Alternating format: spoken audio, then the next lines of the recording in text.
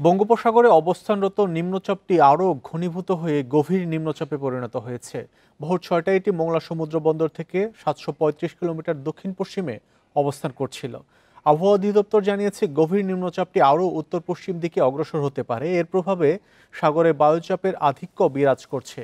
এ নিয়ে আরও জানবো, কুয়াকাটা থেকে যুক্ত হচ্ছেন সহকর্মী ফরিদ উদ্দিন আক্তার। ফরিদ, কি পরিস্থিতি দেখছেন আবহাওয়ার?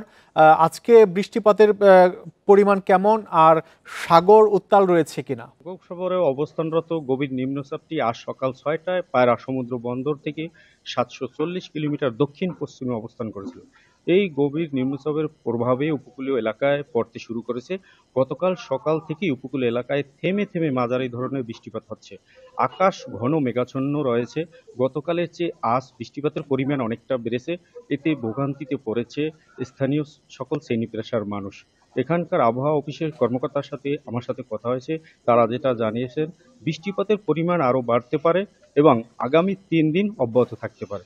আমার সাথে কথা হয়েছে এখানকার আহ, আবহাওয়া অফিসের সাথে। তারা জানিয়েছেন যে বৃষ্টিপাতের সংখ্যা বাড়ার সাথে সাথে এখানে উপকূলে আরও ঝড়ো হাওয়া বয়ে যেতে পারে।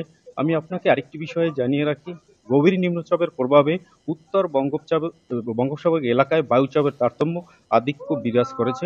উপকূলীয় এলাকা দিয়ে যে কোনো সময় দমকা ও ঝড়ো হাওয়া বয়ে যেতে পারে। কিছুক্ষণ আগে এই উপকূলীয় এলাকায় বাতাসের তীব্রতা কিছুটা বেড়েছে। এর সাথে নদ নদীর পানিও বেড়েছে। তাই পটুয়াখালী পায়রা বন্দর সহ সকল সমুদ্র বন্দরকে ৩ নম্বর স্থানীয় সতর্ক সংকেত দেখিয়ে যেটা বলা হয়েছে। এছাড়া সকল মাছ ধরা ট্রলার সমূহকে নিরাপদ আশ্রয়ে থাকতে বলা হয়েছে। এই ছিল আবহাওয়া পরিস্থিতি নিয়ে আমার কাছে সর্বশেষ। নিম্নচাপের প্রভাবে দেশের বিভিন্ন জেলায় বৃষ্টিপাত হচ্ছে, সেই খবর কুয়াকাটা থেকে জানাচ্ছিলেন সহকর্মী ফরিদ উদ্দিন আক্তার।